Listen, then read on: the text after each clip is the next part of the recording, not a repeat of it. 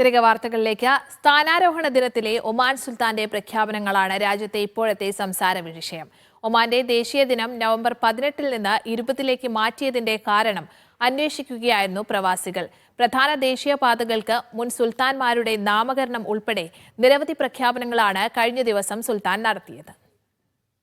എല്ലാ വർഷവും November 18 Oman ദേശീയ ദിനമായി ആഘോഷിച്ചിരുന്നത്. എന്നാൽ ദേശീയ ദിനം നവംബർ 18 നിന്ന് 20 മാറ്റുന്നു എന്ന് രാജ്യത്തെ അഭിസംബോധന ചെയ്യവേ കഴിഞ്ഞ ദിവസം സുൽത്താൻ ഹൈത്തം ബിൻ താരിഖ് പ്രഖ്യാപിച്ചു. നവംബർ 20 ബുസൈദി രാജവംശത്തിന്റെ സ്ഥാപക ദിനമായി കണക്കാക്കപ്പെടുന്ന ദിവസമാണെന്ന് സുൽത്താൻ പറഞ്ഞു. സ്ഥാപക ഇമാം സയ്യിദ് അഹമ്മദ് ബിൻ സയ്യിദ് അൽ ബുസൈദിയുടെ കൈകളിൽ നിന്ന് 1744 മുതൽ പ്രിയപ്പെട്ട രാജ്യത്തെ സേവിക്കാൻ ബുസൈദി കുടുംബം ആദരിക്കപ്പെട്ട ദിനമാണിതെന്ന് സുൽത്താൻ വിശദീകരിച്ചു. അതേസമയം ഒമാനിലെ ദേശീയ പാതകൾ മുൻ സുൽത്താൻമാരുടെ പേരിൽ അറിയപ്പെടുമെന്നും അദ്ദേഹം പറഞ്ഞു. മസ്കത്ത് ഗവർണറിലെ Burj Al Sahwa roundabout മുതൽ ബുറൈമി ഗവർണറിലെ ഹഫീദ് ബോർഡർ ക്രോസിംഗ് വരെ നീളുന്ന റോഡിന് സുൽത്താൻ തുവൈനി ബിൻ സയ്യിദ് എന്നാണ് പേര്. ഷർക്കിയ എക്സ്പ്രസ് വേക്ക് Sultan Turki bin Sayyid road എന്നാണ് നൽകിയത്.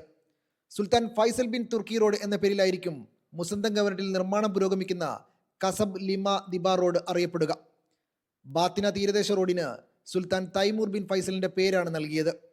നിസ്വ സലാല റോഡ് സുൽത്താൻ സെയ്ദ് ബിൻ തൈമൂറിന്റെ പേരിലും മസ്കത്ത് അൽബാത്തിന റോഡ് സുൽത്താൻ കാബൂസിന്റെ പേരിലും അറിയപ്പെടും. Media 1 Muscat.